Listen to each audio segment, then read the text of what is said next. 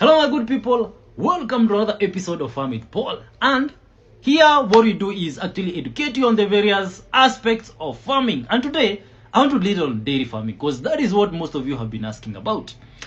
And I want to talk specifically about a pedigree cow.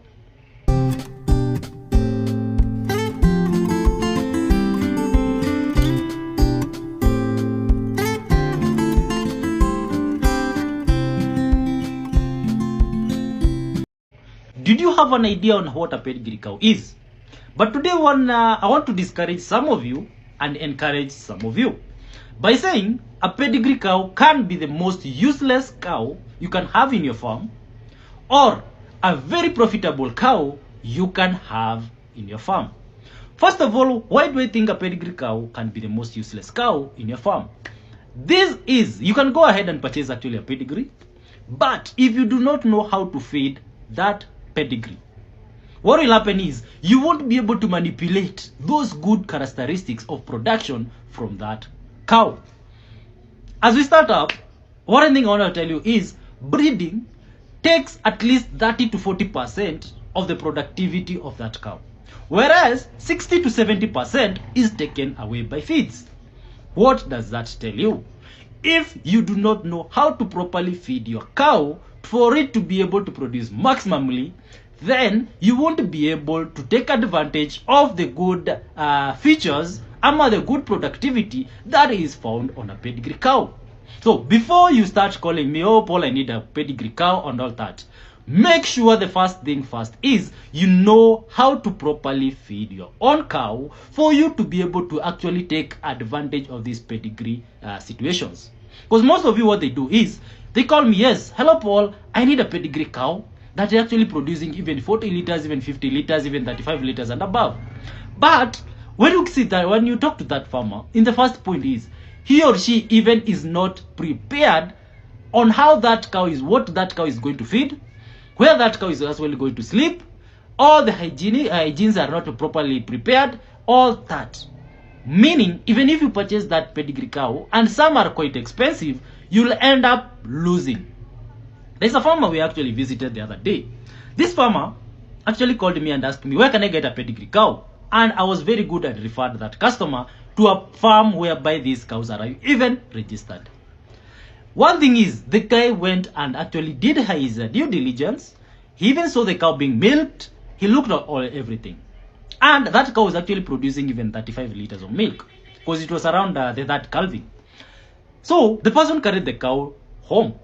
After a week, the same person called me crying. Oh, the cow the person you referred to me called me. This cow is actually producing 5 liters, 10 liters, all that. My first question is, after he made a lot of noise and I let him calm down, I asked him, what have you been feeding that cow? That cow was basically being fed dry maize, the dry maize stovers after harvesting the maize, and some napier that is actually 5 meters long, and some 2 kgs of dairy meal. And that ringed my mind and hit my mind, like, you people, before you purchase that cow, do you even ask a question of what has this cow being fed on? Or you only concentrate on actually doing a research, checking on the milk productivity of that cow?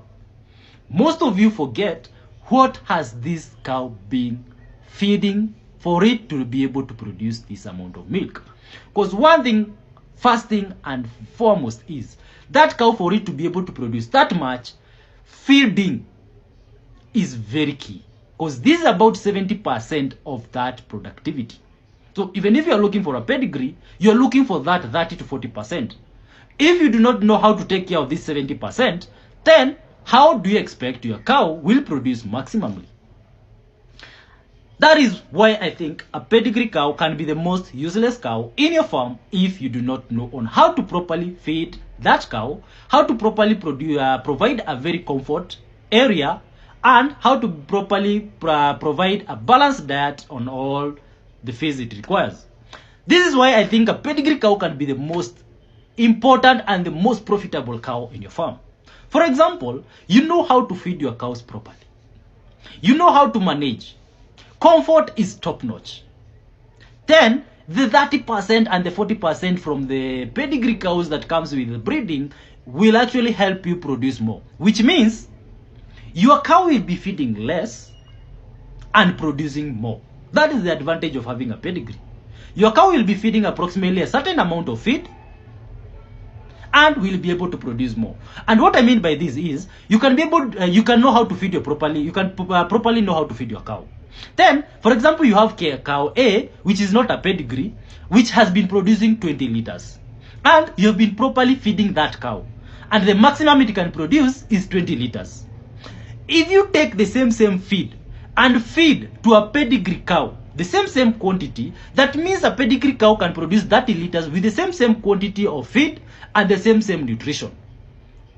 Are we together? That is the difference between the normal cow and a pedigree cow. But if you do not know even to feed that that cow of yours producing 20 liters, 10 liters, how do you expect to be able to feed a pedigree cow that is supposed to produce even 40, 60 or even 70 liters of milk? Are you together? And on the next episode, we're actually been going to talk on how do you attain a pedigree. There are two ways. One is by breeding, which is the easiest in terms of cash, money and all that. But there is also, you can also purchase from an already pedigree cow. You can also purchase that. So next time you're going to check on that, and make sure you follow us on our YouTube channel at Farm with Paul, so that you can also be learning more on dairy farming, pigs, poultry and coffee farming. Don't forget to subscribe, and thank you for always following us to learn more. See you till next time.